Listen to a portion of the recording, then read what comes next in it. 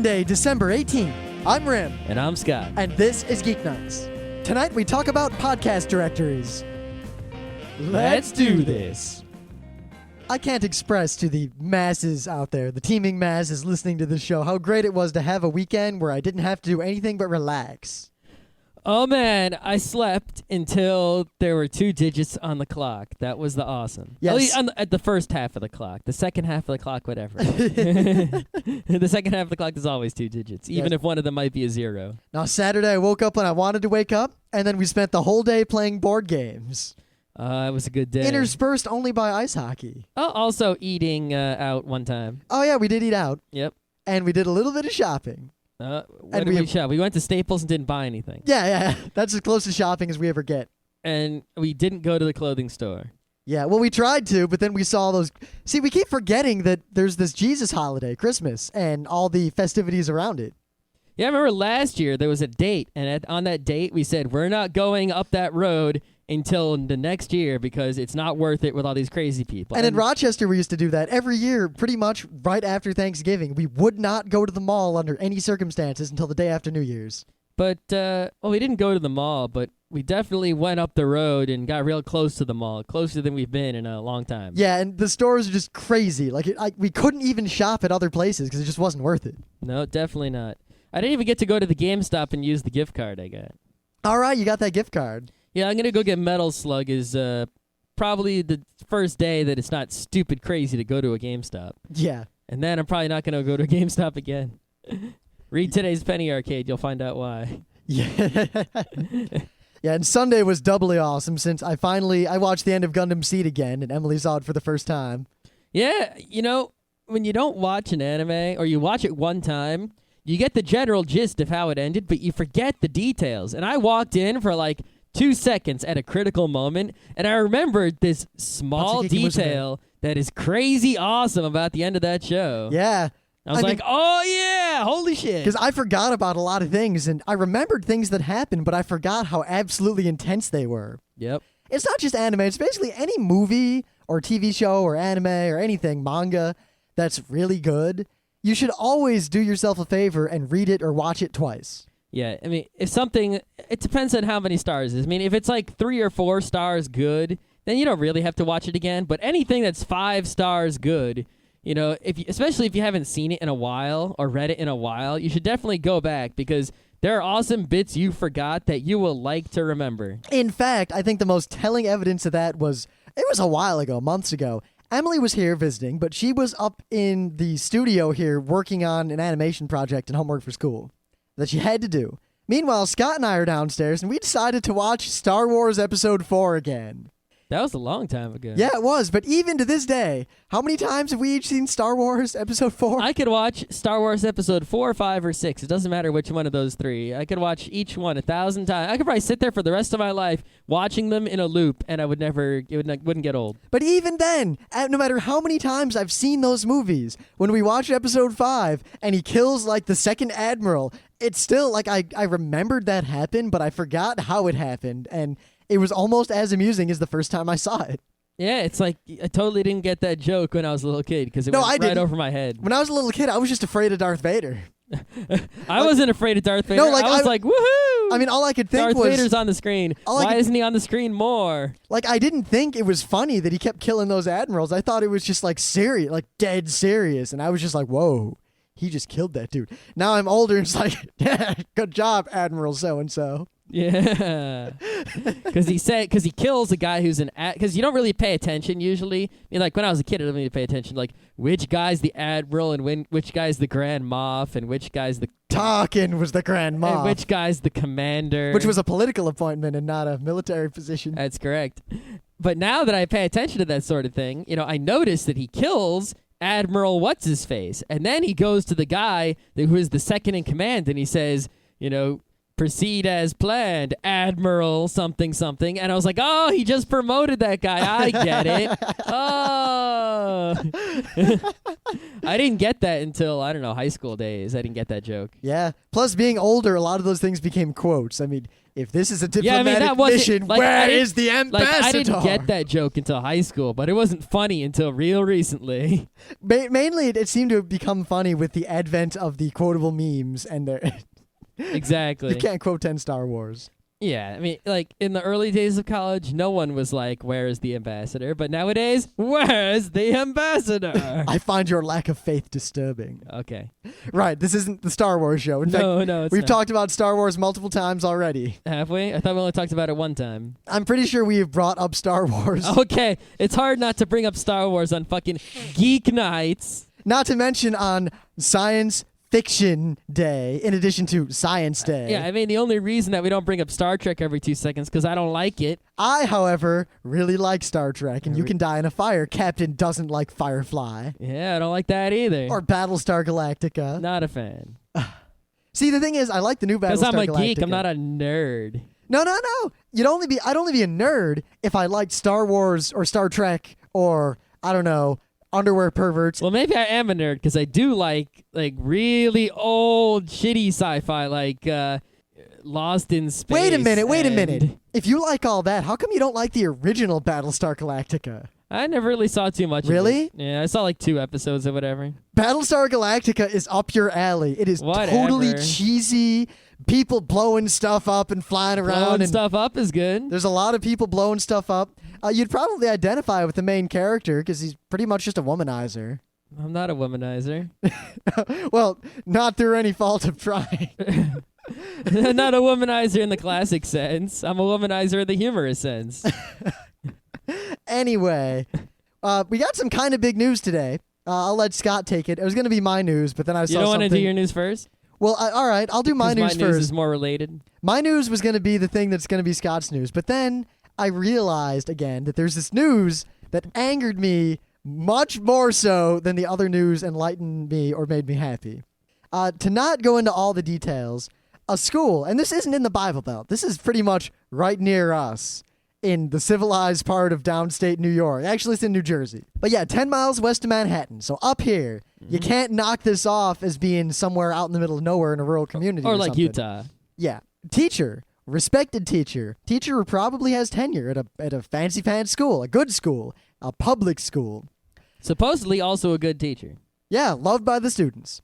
Begins his studies by going on crazy evangelical rants about how Adam and Eve lived with the dinosaurs and Noah's Ark was real and a Muslim girl in class is going to go to hell and the Big Bang Theory and evolution are bullshit.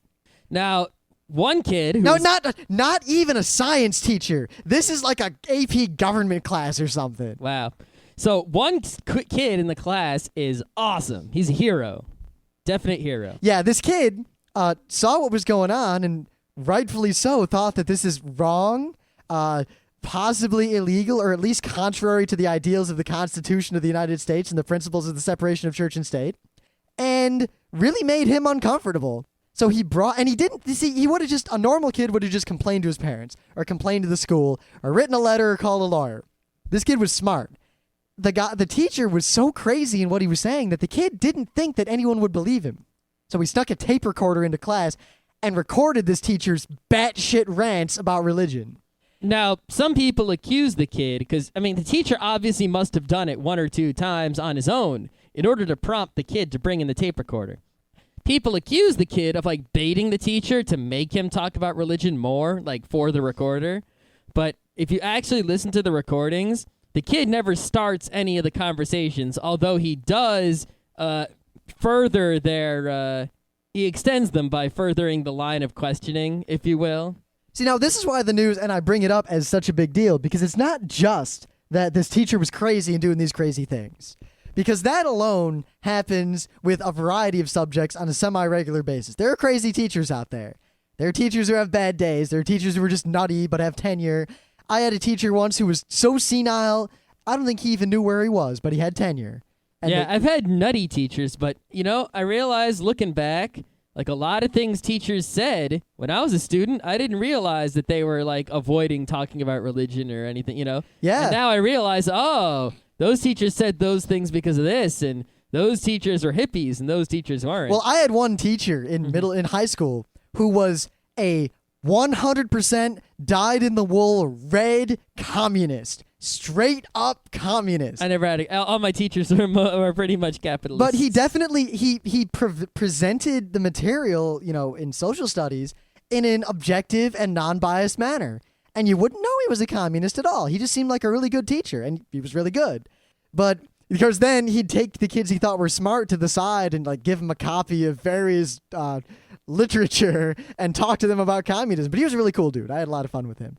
But despite the fact that he had very deeply held convictions about certain things, he kept that out of the classroom and just taught the objective, or at least as objective as history can be, truth. He taught what the curriculum told him to. If there's a problem with the curriculum, so be it. But now, what's the issue here is not so much that this happened or that the kid was smart, but that the majority of the students in the school and the administration and the community are backing the teacher and ostracizing this kid for stepping forward. Now, I can understand that if someone goes against a well-liked teacher, but when there's evidence right there and it's clearly illegal and the judge and everyone is like, yeah, that's not cool, and it's just, oh, God. Now, this kid's family even received at least one death threat from local people who are mad about the fact that they stepped forward. The police are currently investigating that. Now, I'm sure that is not the majority. I'm not going to cast any wide dispersions here, but I'm betting it's a Christian person who thinks they're all good. Or at least someone who thinks they're Christian. Yeah. I mean, what's the line of thinking that goes from, yeah, I'm a Christian, turn the other cheek, threaten a guy with death? What's the line there? Yeah, isn't he going to hell supposedly on his own? What do you need to help him along for? Isn't God gonna smite him? Now you're gonna go to hell for killing someone. Thou shalt not kill. What the fuck is? Well, I remember even when I went to Catholic school when I was a young kid, and I wasn't a Catholic by any stretch, but I would pay we'd have to take religion class. That was part of going to a Catholic school. My only other option was to go to Detroit public schools, which was not an option. It was an option. No, it was not an option. It wasn't even on the list of options. It just wasn't good choice. It was not an option. It was an option. They would have killed me. I would have died. There would have been no rim. There might have still been a rim. Yeah. But even then, I remember that one of the points that the nuns always drilled into us, aside from don't write with your left hand and don't masturbate, was that you're not supposed to punish someone for sinning because God will take care of that, and you're just supposed to let people be and do your own thing. So wait, but then the nuns punished you for supposedly sinning, didn't they? The nuns punished me for a lot of things. So what? Didn't you say to the nuns, I thought you're not supposed to punish them? Don't get me started on Catholic school. All right. The only nun that was nice was the one who gave me a gerbil. Wait a minute. What? The nun gave you a gerbil. Where did she give you the gerbil? The school the one nun had a whole bunch of gerbils in the classroom. This giant maze. And what were the gerbils for? They were for looking at and playing with. And one time, one of them got stuck in a cardboard tube. No, in his cage. I woke up one day ready to go to school. I was in 3rd grade. You know what the nun did with those gerbils after school? And I heard a noise, and I look, and one of the gerbils is stuck in a cardboard tube, like his butt's hanging out. And he's stuck. And we're trying to get him out, and he's freaking out. We can't pull him out. That's not going to work. So my dad comes in, we're looking at it. My dad picks up the cardboard tube, puts his mouth up to the other end, and just goes, whoo, and blows into it. The gerbil just pops out the other side like a blowgun. Gerbil was fine. Your dad blows gerbils. Yeah, he does. Okay. The point is that this whole situation is just kind of crazy, and I can't believe that not that anyone would argue against the separation of church and state, because there are people who do argue against it.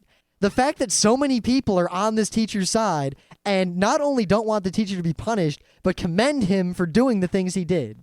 There are people who want this kid to be expelled. It's like, what the fuck? I mean, if these reports have been believed, he told the class that a Muslim girl in the class is going to hell because she's not Christian. Yeah. That is not Can't acceptable. do that. That is not acceptable under any stretch. I would send someone to like the local jail for a week for that kind of action. I would just fire Lucky the I'm teacher. not the judge. If I were the Well, administrator, firing the teacher is a given. yeah, that's all I'd do. Though I wouldn't do anything else. I wouldn't take any sort of punitive step. I'm starting to think that there's a possible sentence that could be given out in this country often that has never been given out as far as I know. Ridicule? No, prison for a day. Send someone to the worst prison for a day.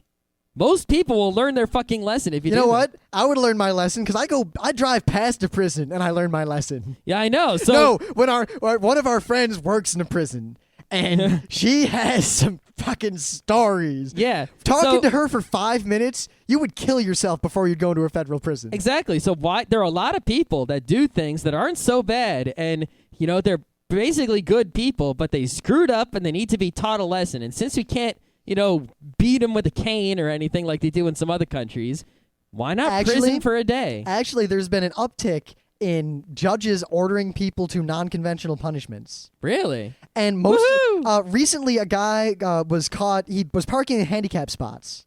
Like a chronic guy. He did it more than once. Oh, he did it all the time so he could just park close? Well, 'cause he was did an it ass? enough to where the judge decided that a fine wouldn't be enough. All right. He had to stand at the store where he did it with a sign on saying that I am not handicapped, yet I park in handicapped spaces for like a whole day at the handicapped space. So people who park there legitimately could have words with him.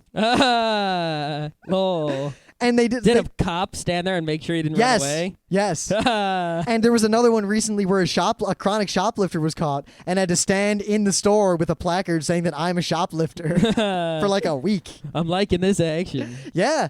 I mean, Still, prison for a day. That's a good one, don't you think? well, my philosophy on we should do a whole show on this like we keep saying we will, but very, very briefly before we go on to the other news. I'm of the mind that there should be three forms of punishment, and they should be totally different for crimes. The first one, and the one that should be used most often, should be pure rehabilitation, and in the very least, the redressing of grievances. As in, if someone causes damage, they have to repair the damage. And if someone does something bad, you try to make it so that they won't do anything bad again. Because you want people to be good people. And screwing people over for minor crimes is not going to help them be a good person. If anything, it's going to make them a worse person. Yeah, most people are good people, and there's a lot of people out there who might, repeatedly commit minor crimes, like an awesome graffiti artist or something. Just make them clean it up. What the hell, man? Well, if anyone, a nonviolent crime, if you're caught once, I think rehabilitation should always be the primary form of punishment. Yep. Not really, don't even call it punishment, just the first goal should always be to get someone back into society and undo whatever harm they did. Mm-hmm.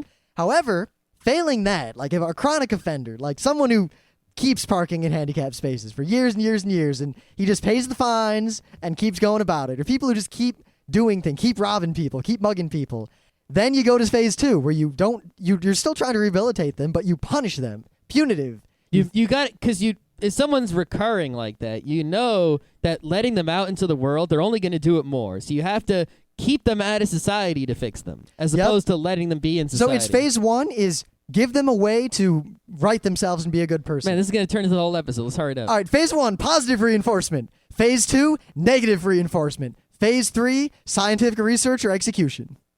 Phase 4, if they're a nutcase, put them in a nut house. Well, yeah, but there's that's a lot of people who are nutcases and they need to be put in nut houses, which you don't have anymore. Yeah, the sad thing is that most of those people now are either homeless on the street and don't realize they can get help, or they're in jail.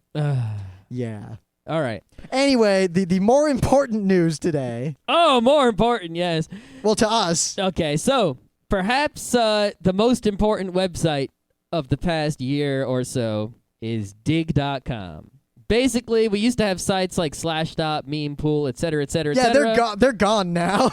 Digg, I mean, Fark is still around a bit, and Well, what do you mean if a Fark is as strong as ever? well, Slashdot you could say is strong as ever. No, if you Fark wanted to. Slashshot is rapidly having trouble. Drudge is still around. The site still exists, but Digg is swiftly and has been swiftly conquering all of them like a mighty stomping Monty Python foot. Just squish, squish, squish. Yeah, Digg is kind of like slowly becoming the convergence of all popular internet culture. Yep. And whereas sites like Slashdot went without feature updates or anything for years and years and years and years, where they didn't even change a goddamn thing. Digg seems to be upgrading with completely new versions that add vast, new, amazing features for the improvement of everything every few months. And today, surprise, surprise, Digg.com, I think is 3.0. Yeah, Oh, I remember shit. I was at work and I had some free time, so I went to Digg and I dug some things. And I was looking for news to talk about today. And then I went out and did something. I came back to my desk and I just hit F5, refresh Digg before I go about my business. And a black screen came up that said Digg is currently upgrading. Yeah, usually they have like the little guy with the shovel, and he says, we're under construction or something's going on, we'll be back up soon. And it's got a few links to stuff. But this one was like upgrading, bitches. Oh, shit. Yeah, now we're going to talk about probably at least the most important to us aspect of the upgrade as the main bit. But suffice to say, if you don't use Digg at all, or you don't have an account on Digg, I highly recommend you get one because it's getting to the point where Digg is actually a useful, usable, wonderful site that will probably make your interneting experience a much better thing. Yeah, I mean, there's a lot of things to be said about Digg that are negative, but as I said, Digg keeps changing. They're trying to make things better, unlike other sites where people would complain and the site would never change. It would just keep adding news without changing the site itself. Digg is always growing and growing better and growing more awesome all the time. And it is basically the center of all that is importance on the internet as far as we are concerned. Now, the thing that we really want to talk about, we'll bring it up now, then we'll go in depth in the news segment, is simply that they have added podcasts to Digg as an official, legitimate, fully supported thing. It's beta now, but it's there. Yep. They opened it up today, and you had to, everyone had to submit podcasts to it. And there was some trouble because it looks like, and we're not sure, that they are manually verifying and placing every podcast.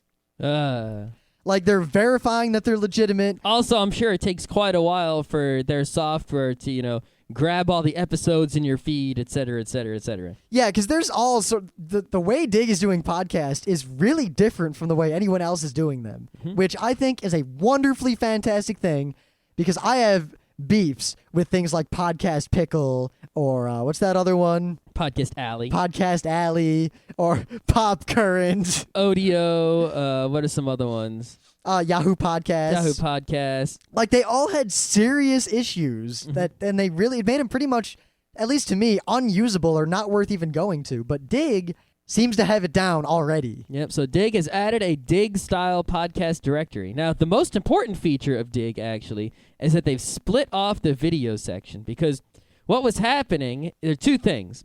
First of all, videos were getting a lot more digs than any other news stories or anything else, and they were upsetting the Digg algorithm because it's hard to tell when to bring something to the front page. If a video is likely to get way more digs than a news story and they followed the same rule for getting to the front page, well, then these moderately popular videos are getting up there with the very popular blog entries, and it doesn't really work out. So they put videos in their own section, just like podcasts are in their own section. The other thing that Digg has done is, for a while, Digg has had a feature where if you link to YouTube or wherever, it would put a link so you could go directly to the, video from, and it would have a little preview of the video, like one little picture. They still have that. But now you can watch the video in Digg. You don't have to go to YouTube and then watch it. Ooh. Yes, so now you can just watch all the amazing videos of the day from Digg with no need to go to YouTube or Google Video or any of those other places, depending on if it's supported by Digg. Now, of course, the selfish part is to follow, and we've said before that we don't ever want to promote ourselves, go to Podcast Alley and vote for us, because those sites are kind of crap, and it's really crap to be a podcast and have to ask your listeners to go do something like that on a regular basis just to make you more popular. Yeah, to make us more popular, it should be us doing things, not you. It's not your obligation to do things to make us more popular. Especially not a recurring thing. Yeah, if you want to, go do things to promote us, that's cool, but we're not going to, ask you to do it. It's up to you. If you think we're good, then you're going to spread the word about us without us telling you to. I mean, we've had people email us asking if they would be allowed to distribute our flyers at conventions they go to that are too far away for us to attend. Yeah. And people ask, would you mind if we did this? And we're always like, Nah. Do whatever the hell you want. It's like if I read a book, I don't need if the author comes and tells me, hey, you like my book? And I'm like, well, kinda. He's like, go and tell people to buy my book. Well, now I'm not gonna, bitch. It's like if he would have just not said anything and I liked the book, I would have naturally spread the word, just the way you spread the word about anything you like. But more but more specifically, the things like Podcast Alley where they make you keep going back. Yeah, it's like not only is it an ass for an author to come and tell me to go and promote his book for him, but now he's going to tell me that I have to do something every single month to promote his book for him? Well, fuck you 2 times, bitch. That's why we don't ask you to go to Podcast Alley like other podcasts do. All our friend podcasters. Yeah, every other podcast out there. I don't think Dave and Joel do that. No, I don't think they care. Oh, I don't know. We'll see. Well, their 40 listeners might get mad. I can't make fun of them, though. Their podcast's really funny. Yeah, they deserve 40,000 listeners. Yeah, considering that both us and Anime World Order blatantly steal their brand of humor whenever possible. Yeah, but I don't know. Whatever. I mean, it's hard to not make jokes about space dollars.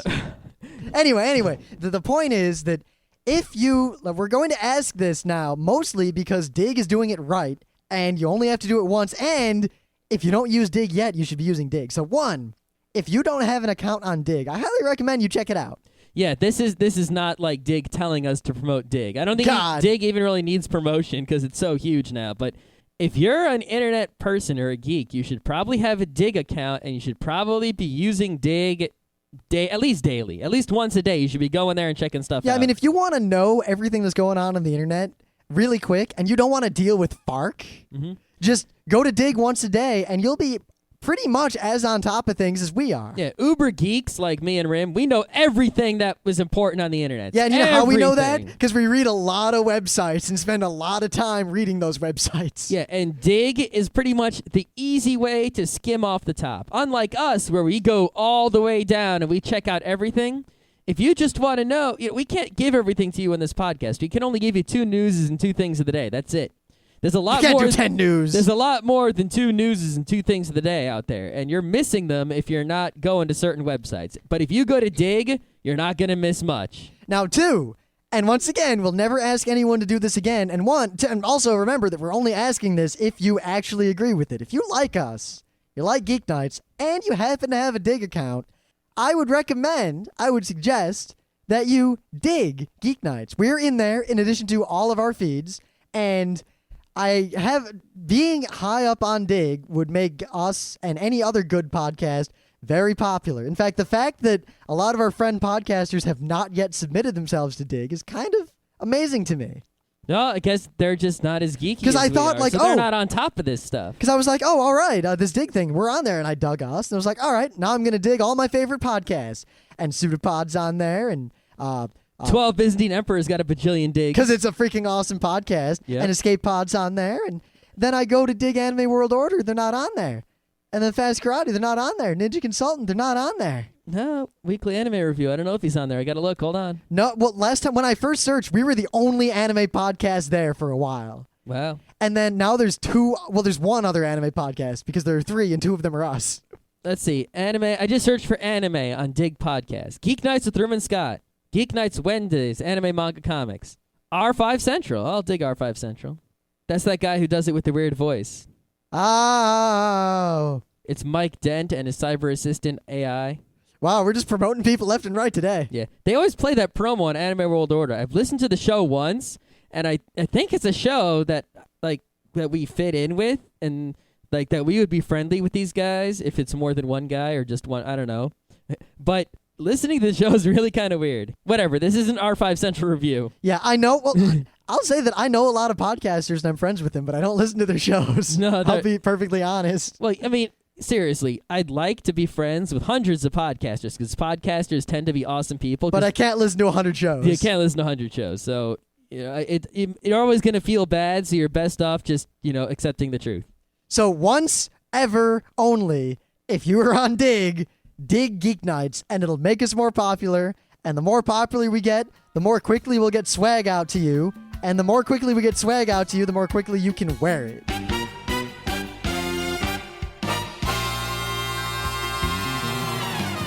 Things of the day. Oh, hot damn. We're going to be real quick about the things today because I just noticed by looking at the time that we actually went way long on the first half of the show tonight. Oh, shit. So, I got a video about an awesome parrot, and I recommend that you watch it. That was quick. What else can I say? It's a cool parrot. Okay. I got a video of some guys who use jet engines to make their bicycles go. And what's way cool about it is they're not Evel Knievels trying to go really fast and hurt themselves. They just go at normal speed, which is wicked awesome. We should do that. Yeah, go like 45, 60 miles an hour down the road on bicycles, perfectly safe. Cool stuff. I got up to like 42 miles an hour going on a downhill on my bike once. Imagine going 60 without having a pedal. Kind of like riding the cheapest motorbike in the world. Actually, it's kind of better because you just have this heat exhaust going out behind you instead of like this thunder in your pants. I think part of the experience of riding a motorcycle, though, is the thunder in the pants. I have a sneaking suspicion that the range of the rocket-powered bike was not so far. Yeah, I probably went through that kerosene pretty quickly. All right, anyway, we said before that we would talk about podcast directories, and mostly we want to talk about how Digg is handling the whole podcasting thing, because they're really doing it better than anyone else has so far. Well, let's talk about how people did it in the past so that we have something to compare to. All right, first there was iTunes. Well, no, iTunes didn't come until actually later. All those other sites came before iTunes. Before then is like the prehistory when there were like 8 podcasters and 9 podcast listeners. Yeah, I know. But no, there was Podcast Alley. Now, Podcast Alley is just a site that lists podcasts. And what you do is if you go there every month, you can vote for a podcast. And to vote for a podcast, you have to like type in your email address. Then it sends you an email and everything. And it's kind of annoying. Now, think about that. You've got to go there every month and keep voting for something you like. Yeah, and if you vote for it enough, it'll show up in like the top 10 for a category. So let's say you're in the gaming category. Then people who go and look at the gaming podcast might see that podcast in the top 10 if it got enough votes.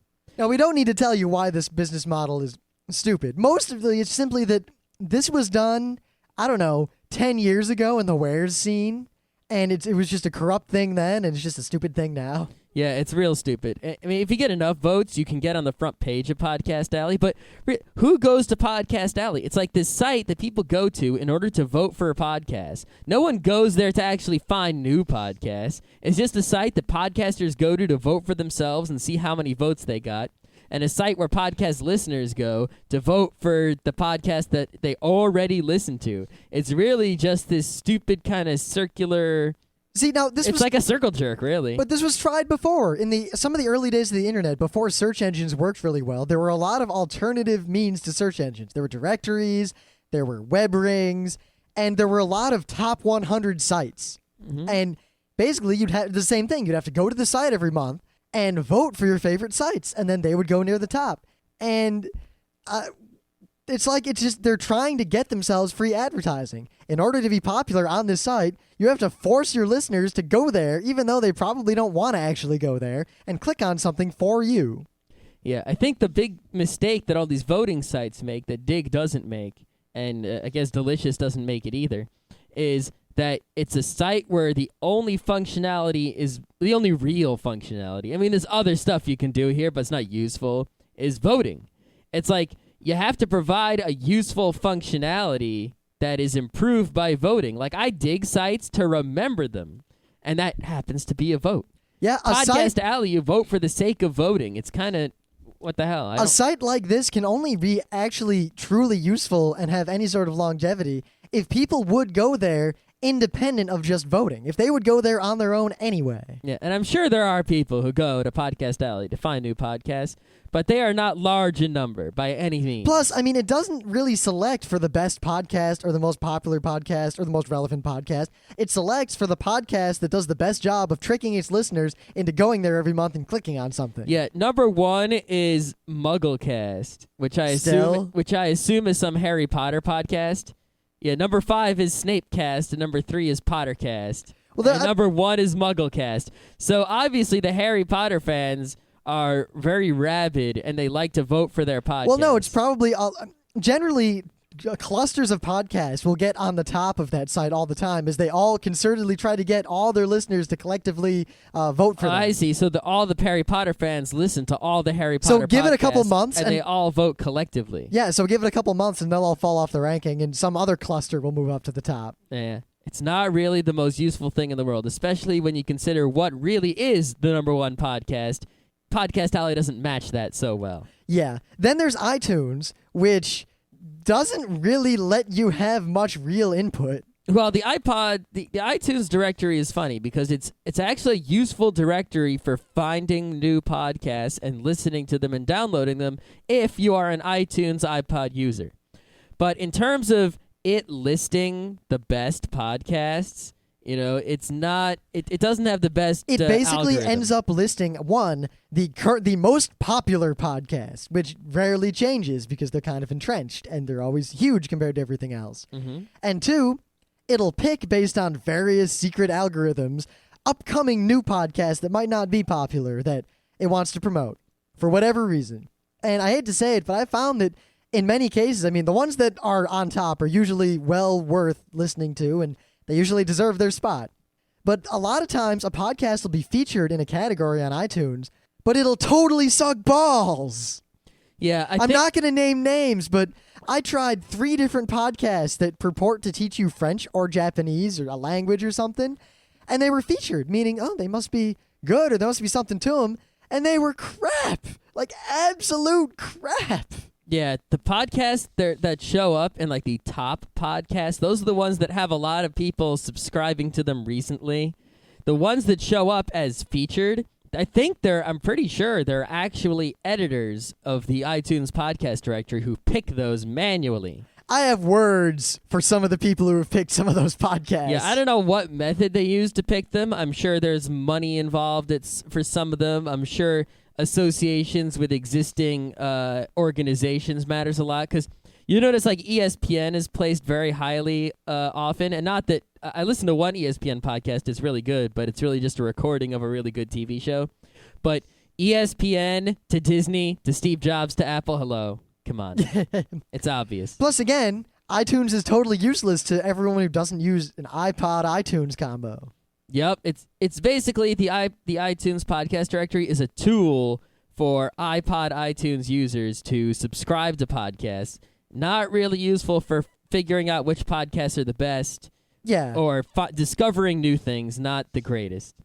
But it's still, compared to a lot of other things that are out there, good enough. It's okay. Then, like, Libsyn has its directory and FeedBurner has its stuff, but those aren't really useful at all. No, I don't even know why they even bothered. It's like Libsyn, the thing that you do well is hosting. Why are you trying to make a directory? That's just sort of a tacked-on Well, remember, useless most feature. people who use Libsyn use the full Libsyn gambit with all the stuff they offer, which is great if you don't know anything about the internet. Mm-hmm. I mean, it's a really easy service for anyone to use, but their community is really, like, the people in their forums are some of the scariest, dumbest people. Not the moderators, but Doesn't matter because those people posting, are going to pod fade. Yeah, a lot of them do. I think that's part of Libsyn's business model. I think that is Libsyn's business model. It's the same business model that, like, well, you know what? Even if they don't pod have. fade, if a podcast is kind of lame and has like 10 listeners, even if they go forever, that bandwidth is not costing Libsyn anything. No, it's the same business model as gyms. You go to a gym and they sell you a membership for a year. If everyone who bought a gym membership actually showed up every day to work out, the gym would go out of business. They make their money on people who buy gym memberships, and maybe they'll go a few times, but they don't show up for the whole year that they paid for, and that's how the gym rakes in the dough. Now, then there's like Podcast Pickle, which has a lot of the same problems as Podcast Alley, just in a different angle. Yeah, Podcast Pickle actually tries to be a site that you can find new podcasts at, and you can like mark podcasts as your favorite and whatever. But, it's really, why would you go there? You can find podcasts elsewhere. You don't need to go to Podcast Pickle. Yeah, and then there's all the promo sites where podcasts will trade promos, and you can go there and listen to promos and all that sort of thing. And I'll say pretty openly that the vast majority of promos every podcast, including us, has ever done is terrible and lame. Someone really has to figure out a formula for good podcast promos because, while I hate them... Well, I think the problem is when I used to listen to the radio, there was never, ever in the history of my listening to the radio ever an advertisement on the radio that didn't sound lame. That's what I'm saying, is that there has to be a way to make a radio There ad is. that doesn't You know what suck. you do? You do what we do, and we don't play promos anymore. We just say, hey, I listen to Anime World Order, the podcast about anime and worlds. Oh, and putting them in worlds. order. Well, since it's Monday, Pseudopod is a good horror, fantasy, mostly horror fiction. Yep. Check it out. Awesome. See? So much easier than a stupid promo. Yep. They could have had this like a guy pretending to be H.P. Lovecraft telling a story about Cthulhu and then, oh, it's about a podcast, but that would have been totally lame. And it's totally out of place in our podcast. It's like ruin some of your podcast to help ours out. Yeah, Have you ever discovered a podcast via a promo? I have never listened to a promo and thought, hey, I should listen to that show. In fact, I did it once, and then you were sorely disappointed? Well, I wasn't, but it didn't last very long. I liked it, and then I didn't Every like it. podcast I've been referred to is because a podcast I trust said, like, hey, I listened to blah. Not because they played the promo. Ah. And in fact, there have been numerous promos I've heard that just steeled my conviction to not listen to those podcasts. They might be good. There have been but plenty of those. Yeah. So what is Digg doing right here with their podcast? Number one, Digg has a massive community already built around it. There are a lot of people who go to Digg on a hourly basis. Yep. Number two, Digg's podcast directory is primarily about usefulness. It's, hey, are there any, because you go to Digg, you don't go to Digg to vote on things or to make things more popular. Some people do. We forgot to talk about Yahoo Podcasts, but they're not that useful. Well, Yahoo Podcast is really the same as pretty much, let's forget Yahoo Podcast, all the rest. There are lots of podcast directories out there. Lots of them. There's Podnova, Odeo, Yahoo Podcast, etc., etc., etc. And all of them are basically the same goddamn thing with slight variations in interface Yep, and like features. a little bit of tagging or a little bit of this, or they took away that, or you can listen to the shows live or whatever. That's pretty much what most of them have in common is you can listen to the shows on those pages. So it's for inept people who don't have MP3 players and don't know how to use... Or for people who are looking for a new podcast. Instead of subscribing and going through all that, you just listen to a snippet, and if you like it, you subscribe. Yeah, that is a good use of those sites, but there's so many of those sites, and all of them have they're so, I don't know, they don't do any, there's no reason to go to them, basically. Yeah. Now, Digg, meanwhile, has integrated all the useful functionality of pretty much every one of these sites, and more. Yeah, you go to, like I was saying, you go to Digg not to vote for things, but you go to Digg to find new information and entertainment. That is the purpose of Digg. It filters the information and entertainment provided by the World Wide Web into one site so you can find links to it all. And Digg does it with podcast fully integrated. So there's a Digg, you can dig a podcast. You can also, within that podcast, dig individual episodes. If you go to a podcast, it lists all the episodes they've got out. It also lists on the right sidebar the top 10 most dug episodes of that podcast. Mm-hmm. Now, if you go to the front page of Digg Podcasts, what you're going to see is basically the most popular podcasts in all categories. Which are pretty much all the Digg podcasts. Yes, Digg Nation is number 2, Digg Nation is number 1, Twit is number 2, DL.TV is number 3, etc. etc. It's obviously, hey, those are the podcasts that would be popular in the Digg community. Duh, hey. But when you go to the subcategories, right, now you start to see some action going on. Oh, wow, if you go to the gaming and hobby subcategory right now, not only is Geeknights there, but so is Geeknights Tuesdays on the front page. Now, I got to hand it to our listeners. We found out about this Digg podcast right away, and Scott and I both went immediately on our own, well, I'd better submit Geeknights. And we both were cock-blocked by the fact that our listeners had all already done it. I know who it was because they fessed up in the forums. Yeah, but other listeners... What'd you do? Other listeners were like, I tried to submit you, but I guess you already were on top of that. That's because our listeners are all hip internet people who are on top of that Digg every minute. Yeah, kudos to you guys. They're not losers who, where we say some old news from last week and they go, what? When did that happen? No, our people are on top of shit. They know what's going on. But now the other thing that makes it really useful, because, knowing what the most popular podcasts are in all categories is not so useful. Come on. I don't need to see Digg Nation, Twit, and DL.TV. I already know about those. You're either listening or you're not at this point. What you need to know are on the right side is all the useful stuff. The first thing it shows you are the episodes recently dug by your friends. So if one of your friends found a really awesome episode of some podcast, like, holy shit, some random podcast had an amazing episode, you'll see that over there, that your friend dug it. And you should make friends with all the people that, use Digg that you know. Because then, if they like the same stuff as you and they dig something, you'll find out about it. Yep. They're also really trying to foster this whole, they want a community around podcasts within Digg. Mm-hmm. So they're setting up, they've set up so you can comment just like a Digg article on every single individual episode of a podcast. And on the podcast itself. I don't think you can comment on the podcast You can comment itself. on the podcast itself, I'm pretty sure. I wasn't able to when I wanted to earlier when I was fiddling with it. Let me check it right now. You talk about something. Well, while Scott checks it, the one thing that I really want to bring up, because I think this is probably the one factor, aside from the fact that Digg is already popular, like beyond that is going to make this Digg podcast thing so amazing. Every podcast directory has the problem of how do you pick what podcasts are good and which ones aren't, and which ones are popular and which ones aren't, and which ones should be listened to. And some people try to do it manually by having people like editors pick them. Some people let you just vote raw. Some people make you go through hoops to vote to try to prevent vote spam. Digg, any logged in user, can dig anything. So podcasts are no exception. If you dig a podcast, its dig count goes up by 1. It is dug, is now listed under your dude. It says that you have dug this podcast and lists all the people who have dug it. If you are not an active user of Digg, meaning you don't log in periodically, at least every 2 weeks. Yeah, like let's say I make a Digg account just to dig my podcast, but then I'm not actually a Digg user. I don't use Digg every day. I don't. What the hell do I care about this site? I just came to make my podcast more popular, and now I'm gone. Now, what Digg does is if you dig a podcast specifically, or a podcast episode. Yeah, and you don't log in for 2 weeks, or use Digg for 2 weeks, it will take away your Digg. It'll keep it listed in your profile and everything, but your Digg will not count in terms of how popular that podcast is. So if you want to spam podcast votes, you have to regularly maintain all of the accounts on Digg you made and log into them all the time and be active on them. Yeah, you have to basically, it only counts the digs for active, real Digg users, which is awesome. It's not stupid about it. So let's say I use Digg and then I don't log in for a month because I'm living in Germany for a month for some reason.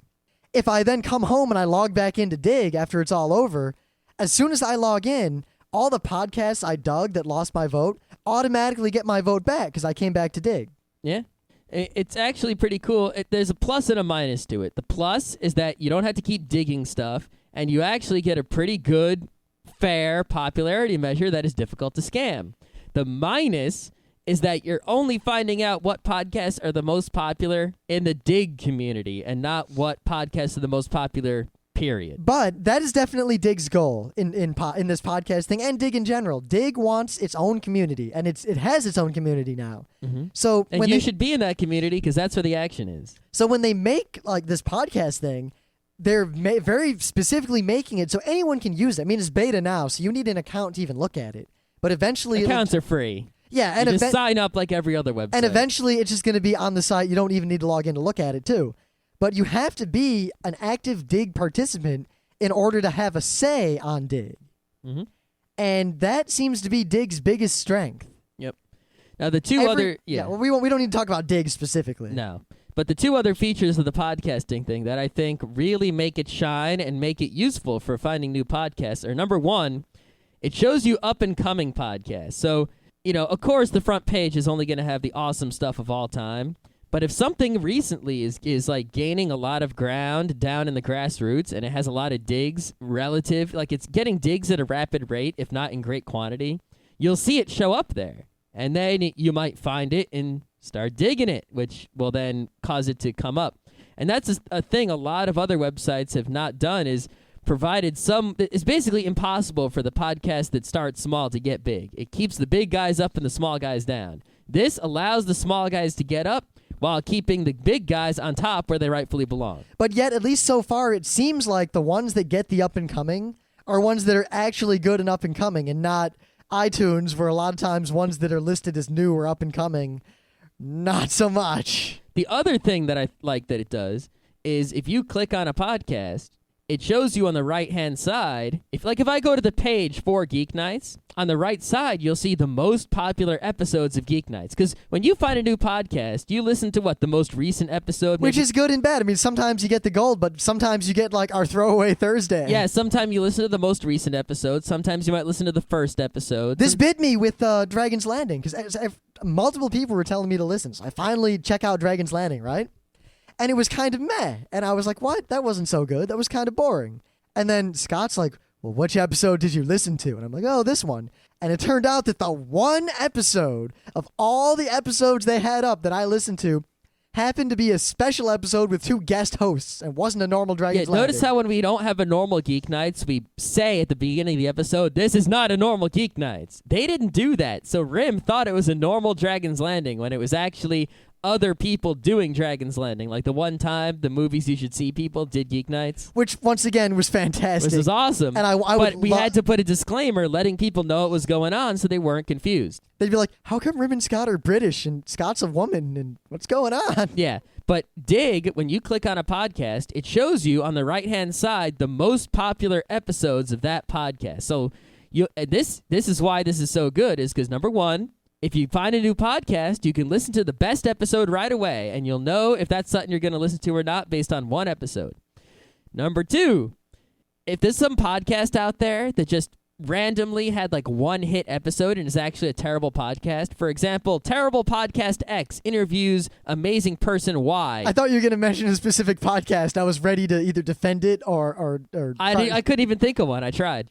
Then you'll go when you click on that podcast, you'll say, wait a minute, this podcast is actually terrible. They have one really popular episode, and every other episode no one gives a shit about. I'll listen to that one useful episode and never listen to this podcast again. And that's a lot more useful information than any other podcast directory has ever given, ever. So, if you like Geek Nights and you use Digg, then dig us, at least once. If you like Geek Nights and you don't use Digg, use Digg. If you listen to us but you don't like us and you use Digg, well, I guess don't dig us. Lol.